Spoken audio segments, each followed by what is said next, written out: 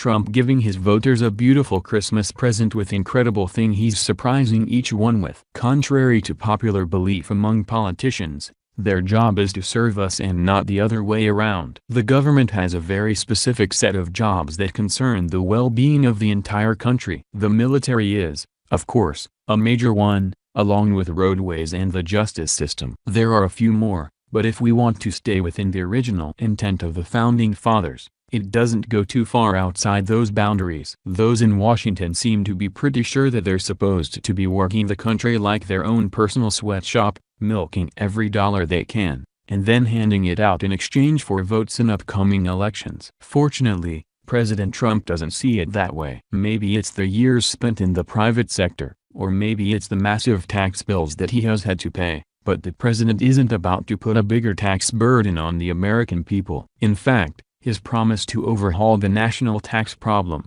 giving relief to Americans and decrease the national debt at the same time seemed impossible, but somehow he's doing it. According to the New York Post, the president's new tax plan will give almost $1,200 back to every single family this year in what is possibly the best Christmas present that most of us have ever gotten.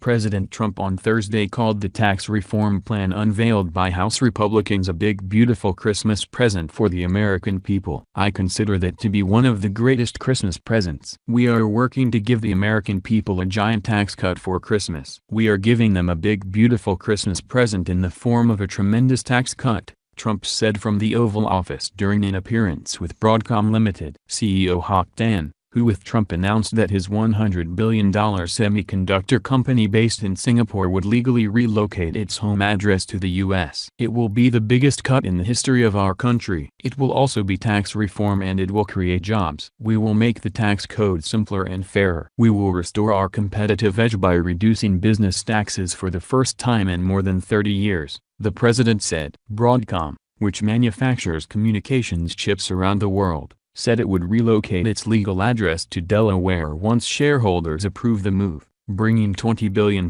in annual revenue back to the U.S. The company credits the GOP plan with making it easier to do business in the U.S. "America is once again the best place to lead a business with a global footprint," Tan said in a statement. "What this effort says about our commander-in-chief is that he understands the problems that middle America faces. We, as hard-working individuals, understand the need for military and police and even the government salaries. However, the glorified redistribution of wealth that has become the welfare system and all of its companions that prop up those who are proud of not working, that is outside the government's scope." So when the president introduces plans to drug test welfare recipients, or not extending benefits to those who enter the country illegally, it makes the hearts of everyone who voted for him sing for joy. That means that while we will still get the benefits of what a government is supposed to do, we will get to keep more of what we rightfully earned. Merry Christmas to us. Here are a few more details about what this tax cut will mean for you and me.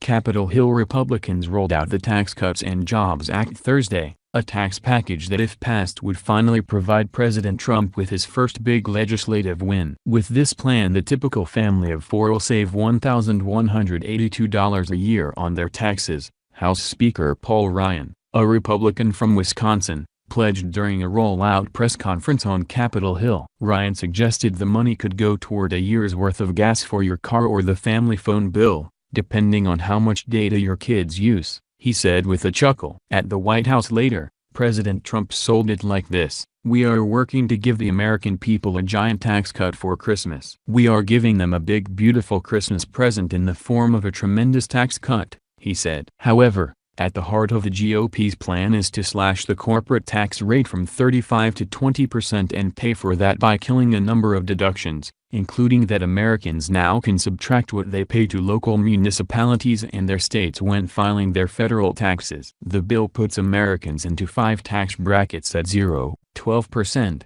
25% and 35% tax rates, with top earners continuing to pay 39.6% of their income. The Tax Cuts and Jobs Act will simplify the code so you can file your taxes on a form the size of a postcard, Ryan said, a pledge Republicans have been making for months as they attempted to roll out a tax package, which had already been delayed this week. That top rate hits single filers who make $500,000 and more, and joint filers who make more than $1 million.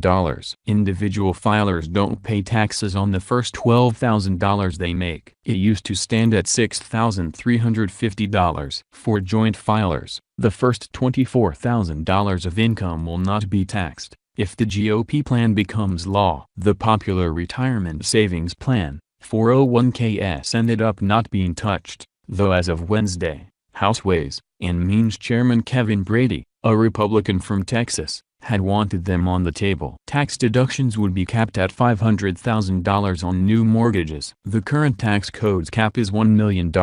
This could impact Americans living in large, high-cost cities including San Francisco, New York, Boston and Washington, D.C., cities that didn't vote for President Trump in last year's presidential election.